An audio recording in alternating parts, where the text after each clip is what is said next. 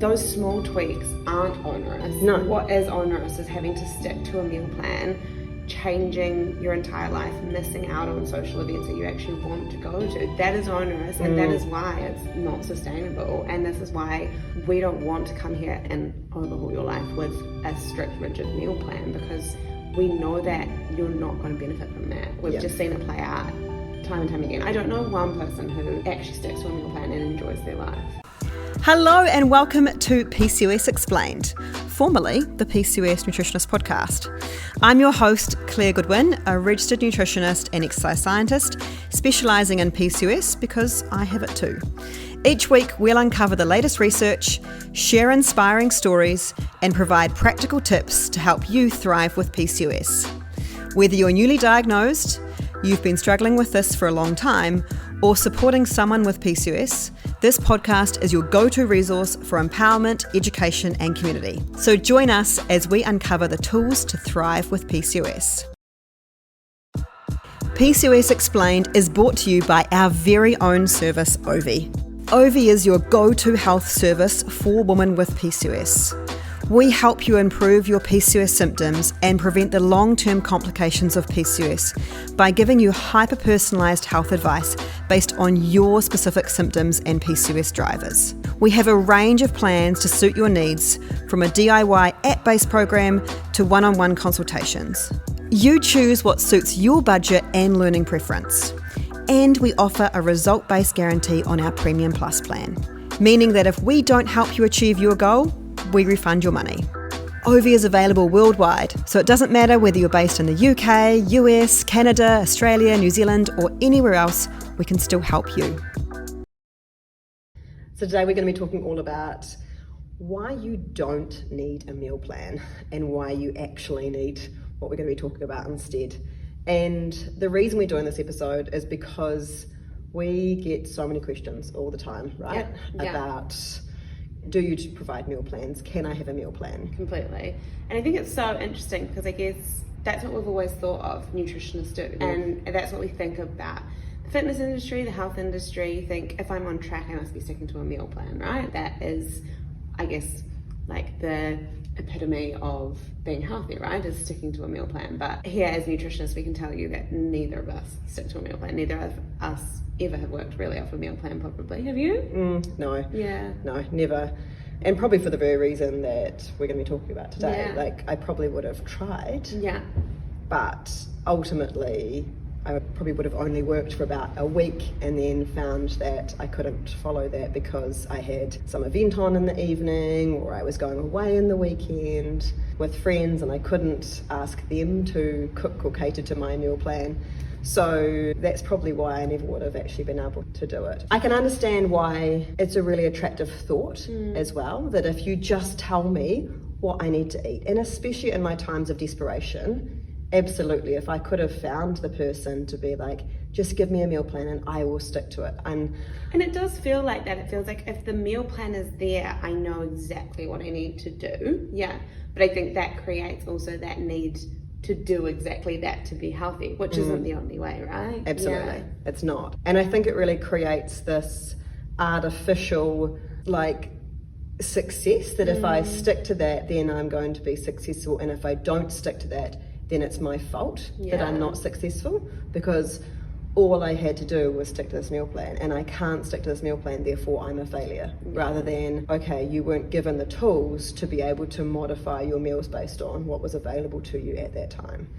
And this is what I found. So when I first started working in PCOS, I did start with, because I'd had this experience of maybe having a meal plan and seeing that I could only really stick to it for a week, not because I wasn't disciplined, but just because of those things that I said that came up. And like you might run out of chicken in the fridge, or you might not have the right amount of broccoli, and then it's like, oh my gosh, if I don't know how to fix that, what do I do? Right? Yeah, absolutely. And so many things are out of our control. It's not because of want of trying or self-control, but just so many times.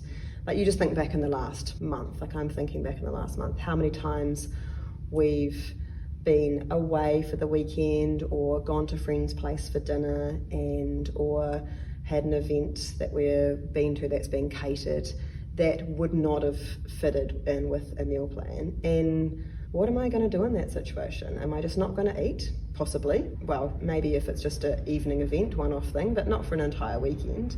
And so it's just not possible. I think that, you think maybe, okay, well, I'm just going to be really, really, really dedicated for 12 weeks, and I'm not going to do any of those things. I'm not going to go out. I'm not going to go away on the weekend. I'm just literally going to stay at home and cook my meal plan for 12 weeks. But the problem is that you don't fix your PCOS in 12 weeks, right? You can learn how to manage your PCOS in 12 weeks. Absolutely. You can gain the skills to do that, but you cannot fix it in 12 weeks. And I think that's exactly what you're saying. Even if we do all of those things, it's like 12 weeks is probably the extent of time that we can really go through life through that, like decreasing social events or catch-ups to what put health on the pedestal, or this higher pedestal. And I think we talk about this a lot when we talk about values. It's like, okay, what value is most important to us?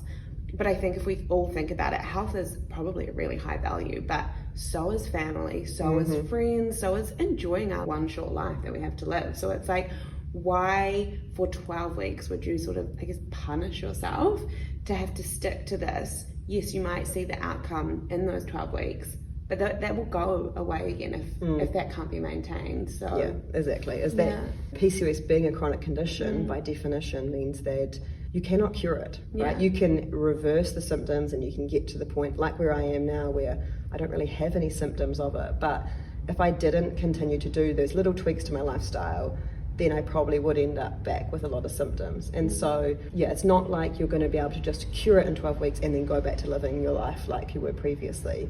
You're going to have to keep doing these things. And it's not onerous, but you just need to do a few tweaks to manage it. And I think that's the thing. Those small tweaks aren't onerous. No. What is onerous is having to stick to a meal plan, changing your entire life, missing out on social events that you actually want to go to. That is onerous, and that is why it's not sustainable. And this is why we don't want to come here and overhaul your life with a strict, rigid meal plan, because we know that you're not going to benefit from that. We've just seen it play out time and time again. I don't know one person who actually sticks to a meal plan and enjoys their life. No. Yeah. No, not at all. So when I first started working with people with PCOS, I didn't do a meal plan because I knew that it was not sustainable. And then as I developed the PCOS protocol, which is now morphed into OV, I added them in. I was like, okay, well, I'll give you all the other stuff, but if you really just want a meal plan to get you going, then here's some example meal plans that you could follow. It doesn't take us much time to create a meal plan. Like, absolutely, we can do that for you. That's not the problem. It's not that we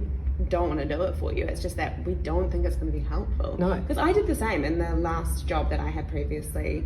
Same thing. Everyone was wanting meal plans, and so I created them for them. But I just remember thinking, God, I'd never stick to this. Like, how hard. Yeah. And so I did that, but what I found was that people could only stick to it for a week, and then they'd be saying, oh, well, I've got this on, how do I adapt that meal plan? And I'm like, this is why I want to teach you how to modify your meals rather than you sticking to this meal plan. And so eventually, after 2 or 3 weeks, everybody ended up learning how to modify their meals anyway, no matter which path they started on. So that was proof to me. I had weeks and weeks and weeks of meal plans in there. We've had thousands of people go through our PCOS protocol. Not one person stuck to a meal plan for 12 weeks. Yeah, let alone forever. Yeah. But we still get people coming up to us years later saying, well, I still maintain my breakfast, my high protein breakfast, or I still maintain these other habit changes that I made, and I enjoy them now, and they're not onerous. This is the definition of the saying, give a man a fish, he'll need to be given a fish for life, right? But teach a man to fish and he'll feed his family and himself forever. And that's exactly what we're doing. We're not in the business of dishing out weekly meal plans. What we want to do is educate you so that you can go away and make these decisions on your own and have full autonomy to do so. Yeah. It was so interesting because I had a conversation with one of our past members, I think it was on a podcast even, and she said, you could have easily just made money by selling us meal plans.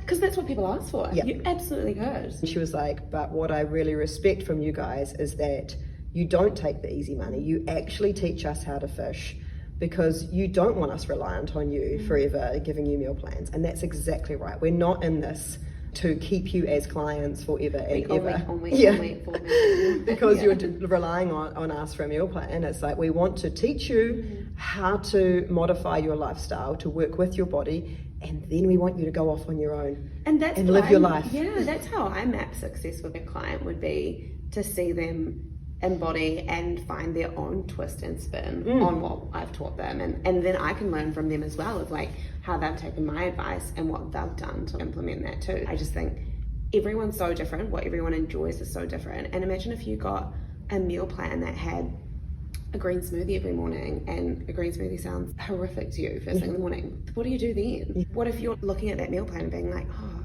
I guess eggs aren't healthy, or I want eggs but I'm gonna have to have this green smoothie? It's like, no, if you want eggs, we can make eggs work for you. It's just about understanding how to build that meal. Yeah.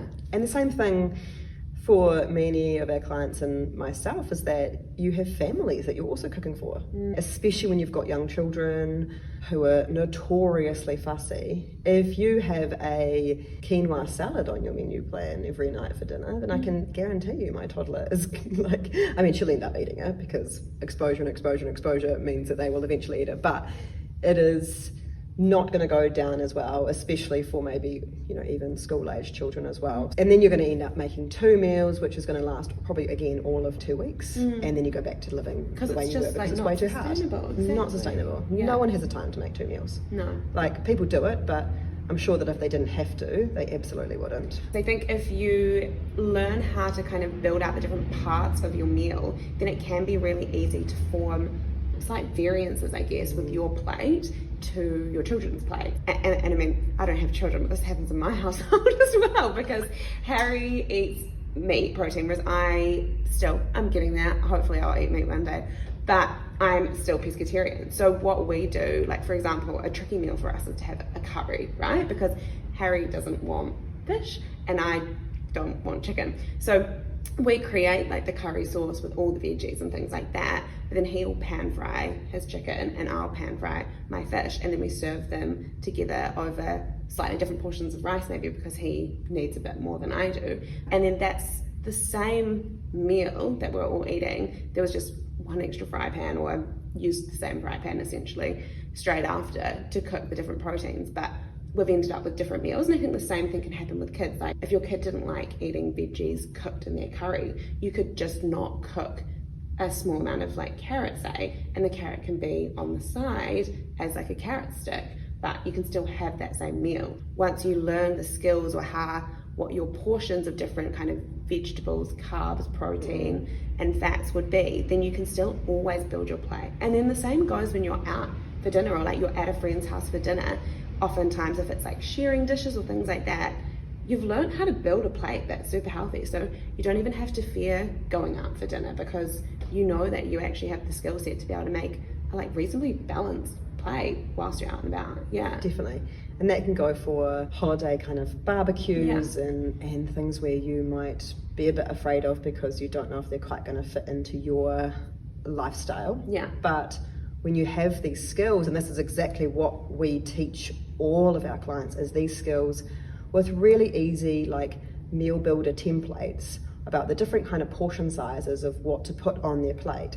And then you could mix and match. Like there are thousands of combinations that you can make just from those meal builder templates. Totally. And then it's also seasonal. You can like look to the seasonal veg that is working for you, or whatever meat that's like cost effective or easy for you to access. Then you don't have to follow like, okay, well the meal plan said a beef curry, so I have to have a beef curry. It's like, no, you know what you can sub out for chicken or for prawn or for fish or for whatever it wants to be. Or yeah, I think it's such a cool tool. And yeah, I think what is out is meal plans, what is in is meal builders. Yeah, totally. And I even had this conversation yesterday with one of our OVs, and she's from South Asian descent. And she said, it's really hard for me because my, South Asian, so my family are used to eating a lot of curry with rice or roti. And the emphasis on kind of vegetables does not go down necessarily very well with my husband and my child, because curries, especially traditional, a lot of curries are not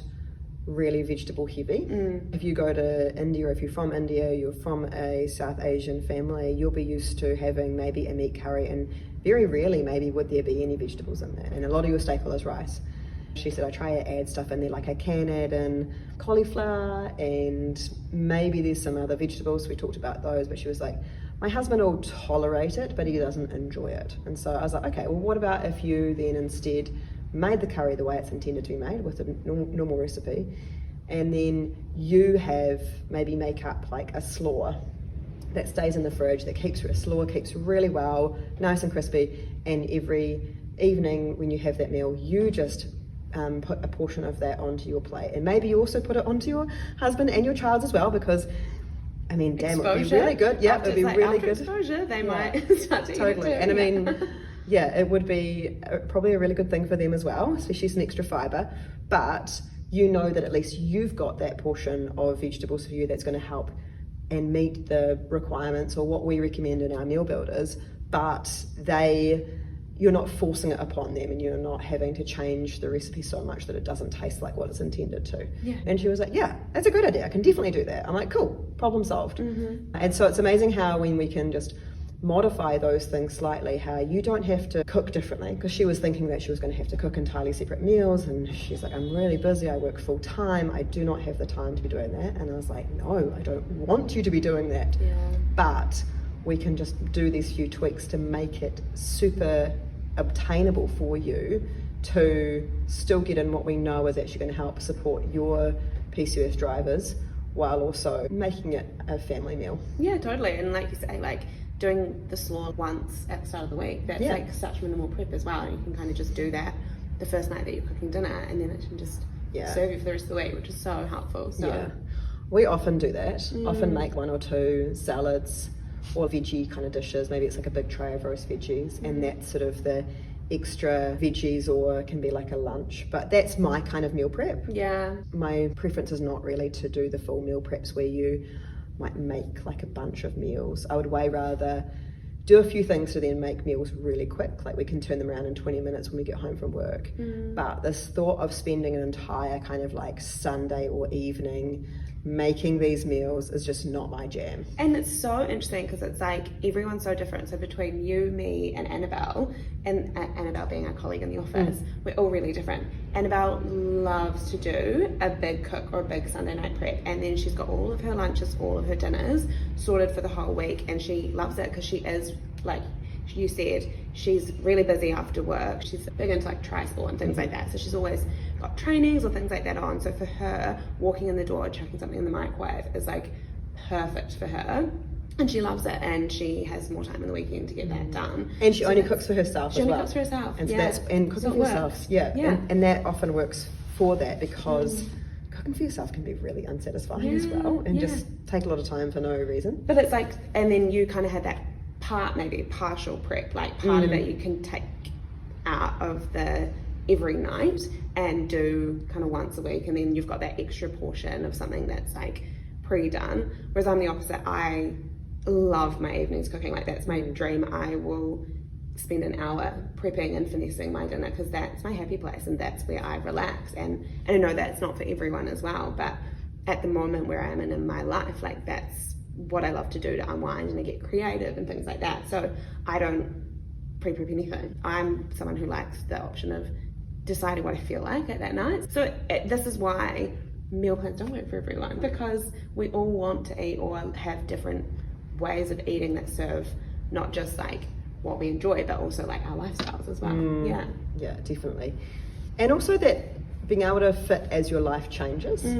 Like my life and our evenings have changed significantly since Loss came along, and having that toddler, and especially now that she's 2 and she's at like a preschool. So we get home, and unless we get food into her before 5, it's a lost cause. And so we get home, and then it's like right straight into dinner. So the quicker I can kind of prepare a few things, the better, especially to get that to her.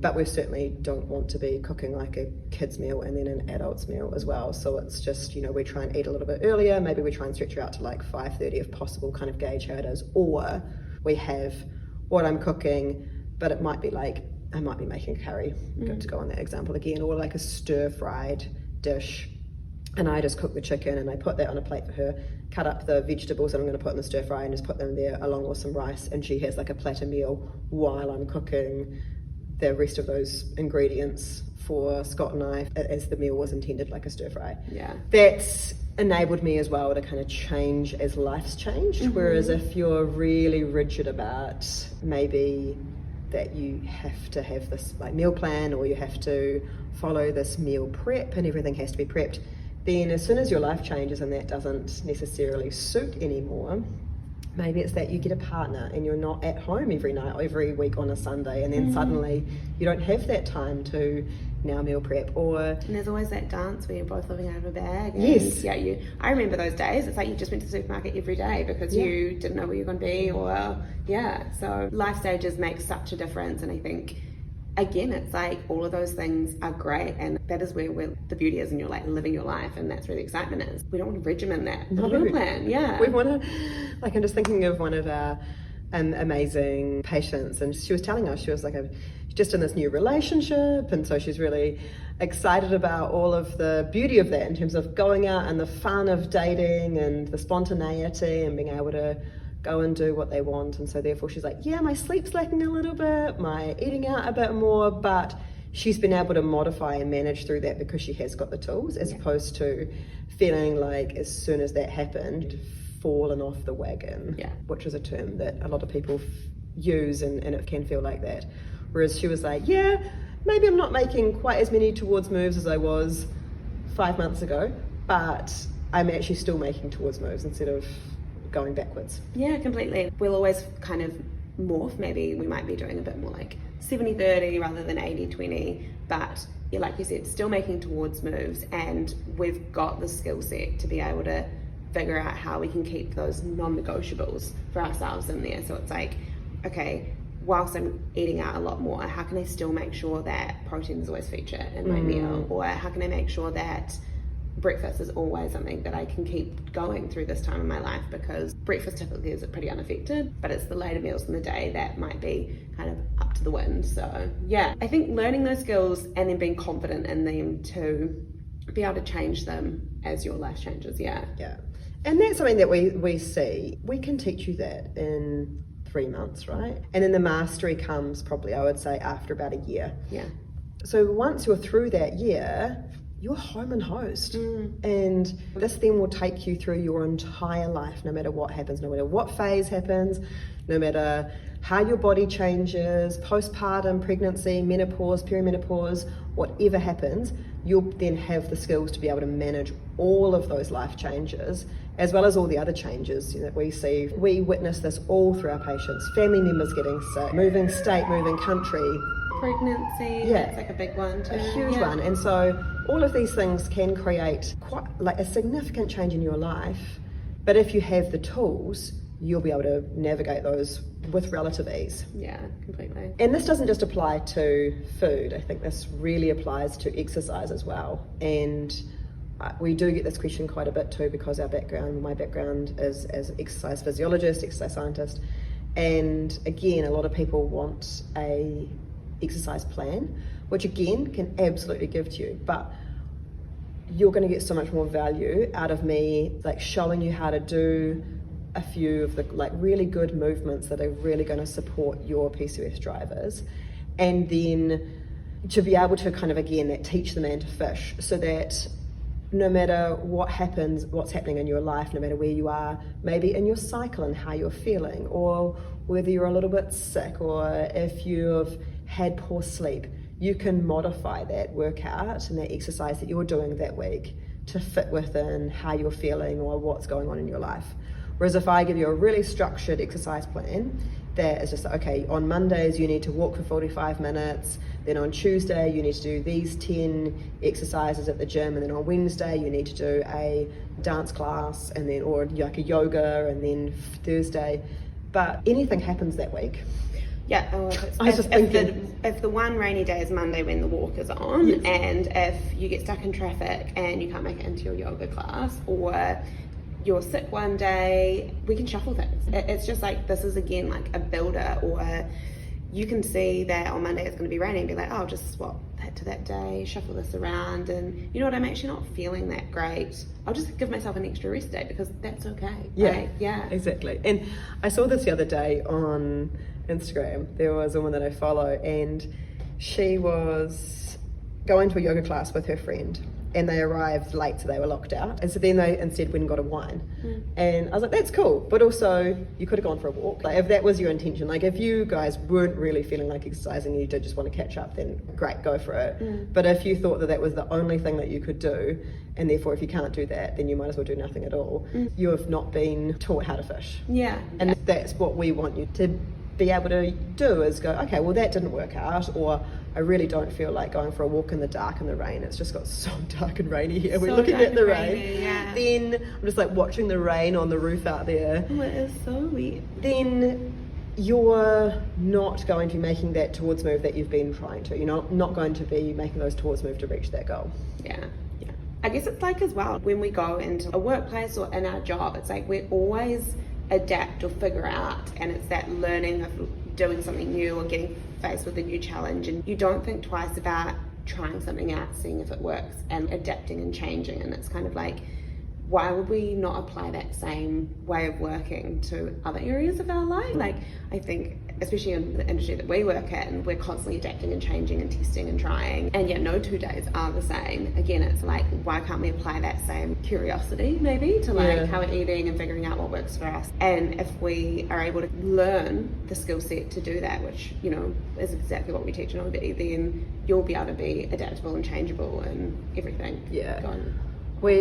I've never started a job where I've had like an induction where they've been like, right, at 8:30 this is what you do, and then at 9 this is what you do, and then at 9:30 these are the tasks that you do, right? Like, that does not happen. I guess I actually have had one job where I was given that because the boss was really like, that's how her brain worked, and I was like, this isn't gonna work for me. But I was like, also too, like, unless you're on some sort of production line, because surely there'd be like maybe a meeting pop up at, what are you supposed to do, decline that and be like, nope, sorry, I've got to be doing my emails, it's 9:30.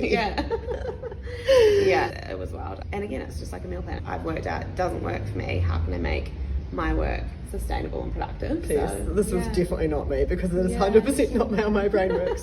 No, you're not the boss. I don't know, I've never had a job like that. Actually, maybe when like summer jobs at university, one time I worked on a garlic harvester, which was a very stinky job, but that was, I'd be allergic to that job. You would think. I could never do that. You'd be so bloated the whole time, just from the gas. From the fumes. Of the garlic. Honestly, it was so bad. Like, you would get home and have to wash your clothes about 5 times, and eventually Mum just used to put my overalls out in the shed, and I just have to put those back on every day because smelly ones back on. But anyway, it was very much like, okay, the harvest has started at this day, at this time, and then you got on there, and then you did basically the same thing for the hours in terms of grating the garlic that came on, throwing out the little ones. But even then, like, if there was a wet day, we'd go to the factory and sort and stuff like that. So and I think the same as, like, even if you're a nurse and you're like, oh, I feel like my weeks are quite structured, and, you know, like, I'm in here, it's like every case is different, and everything that you get thrown at, and it's like, it's just that whole concept of being able to be adaptable and change quickly. And hence the reason why rote learning is just such a ridiculous way to learn. Yeah, completely, because you're just not getting those skills to be adaptable. It really is giving you the fish, not teaching you how to catch it. So it's exactly the same. And I think just take that same mindset that you would at work, where you would go, okay, this is not working, like maybe what worked 18 months ago is no longer working, we need to adapt and change. It's the same thing with your lifestyle changes, and even medication to an extent, right? Like, I definitely noticed that with metformin when I was first on it. It wasn't too bad gastro for me. I don't remember any kind of gastrointestinal effects for me. Did help weight loss a little bit, but then that plateaued at about 6 months, and then I started regaining weight. And this is what I see a lot with many patients, is they sort of develop like a resistance to the effect of, especially metformin. It doesn't happen to everybody, but I certainly see it a lot. And so, yeah, it's just being able to look at that and be like, okay, is that still working for me? Is it actually doing anything helpful? And if not, are the negative consequences outweighing the positive consequences? And changing that. Yeah. And I mean, I guess that plateau tends to happen because our body adapts to those changes as well. So our body is pretty adaptable on its own. So, that's why it happens. And same thing goes for me and my thyroid medication. We're constantly tinkering with that. It's like a constant tinkering. And so that's what I would always recommend to clients as well. It's like, don't just go on a medication and assume that that's it for you or that's the end of it. It's like, this is working for now, things will change, and we want to constantly keep monitoring and making sure that you're on the best path for you. But when it comes to lifestyle changes, like with that, yes, you will have to work with a doctor because they're in control of changing that medication. But with lifestyle changes, that you're in charge. Once you've got those skills, we can teach you, and then you're in charge. And if you do need us, absolutely, we're here for you, but our success is you being able to go and manage this on your own. Completely. If you're finding value from these podcasts, then we'd be so grateful if you could hit follow on the PCOS Explained podcast. This means that not only you'll get the latest releases, but also that other people are more likely to find this podcast. That's the way the algorithm works. And we all know how important it is to get good information about PCOS. So if you can hit that follow button, it means that people with PCOS that don't know that this podcast exists are more likely to find it. So thank you so much for your help there. Now stand by for our disclaimer. The information contained in this podcast has been prepared for the purpose of providing information, including about the PCOS nutritionist products and services, and is designed to support clients' overall wellness. It is not intended to provide medical advice or designed to rectify, treat, or cure any specific medical conditions or diseases. Nothing stated or shared in our podcast is intended to be and must not be taken to be medical advice. Please seek the advice of professionals as appropriate regarding the evaluation of any specific information, opinion, advice, or content contained in our podcast.